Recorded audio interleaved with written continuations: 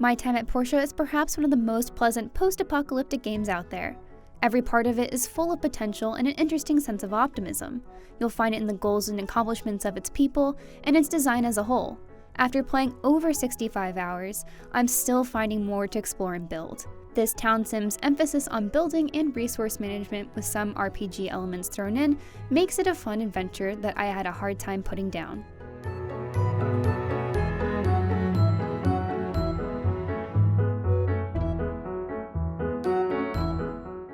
The goal of the story itself is simple: expand the city of Portia and become the top builder in town. I would have liked to have seen a more interesting driving factor for expansion other than money and prestige, or following in your character's father's footsteps, but it's still a fun endeavor thanks to the impressive number of things to do. Building is your first priority in My Time at Portia, and the first commissions were designed well enough to help me establish a foundation in my routines for gathering resources. As I progressed, better tools helped me collect more items for more intricate building projects. I enjoyed the building commission cycle not only because I found it to be rather relaxing, but also because the biggest assignments you're given reward you by directly changing the town.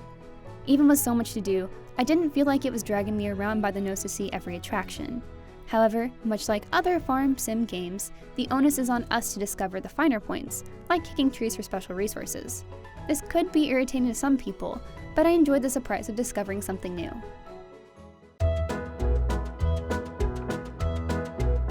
The one learning curve I did have issues with was figuring out how to please my fellow Portians.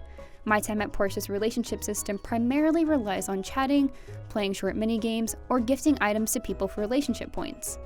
Presents give the most relationship points early on, but with such an impressive number of items, it's difficult to figure out exactly what's worth giving away. Building relationships in the early stages takes way too long without that important information. At least once you do become friends with others, you unlock a neat mini-game system that allows you to increase that relationship faster. These playdates can evolve into real dates, and you can go on to marry someone who will then help you around your workshop. Overall, the relationship system is worth investing in, but I do wish it were tuned better so that the start of a relationship felt less like a chore. The RPG layer of My Time at Portia is light and easy to manage on top of everything else. Leveling up gets you more stamina, which powers most things you do, plus improved health, attack, defense stats, and a point to put into one of 3 skill trees to speed up progress more. Completing big story requests opens new areas on a surprisingly large map, and in those new areas are at least one new type of resource, a new mine, or even a new dungeon. Some of the most fun missions were the ones where I accompanied the local peacekeepers in taking on a large group of enemies in a dungeon to solve a bad situation. Otherwise, the dungeons were yet another good way to change up my days. Combat is simple hacking and slashing, but the variety of enemies keeps things interesting enough. I do wish that the bosses waiting at the end of each level were different and required more than just brute force to beat though. Most are just repetitive damage sponges.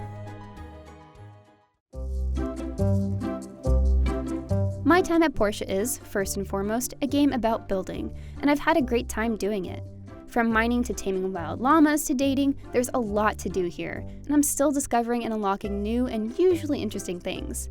While each of its parts is lacking in some way or have annoying audio bugs, when you put them all together, they bolster each other to add up to something fun. I look forward to seeing how My Time at Portia continues to evolve in the future. If you're looking for more on My Time at Portia, read my full review on IGN. Be sure to check out our Slay the Spire and Kingdom Hearts 3 reviews next. For everything else, keep it on IGN.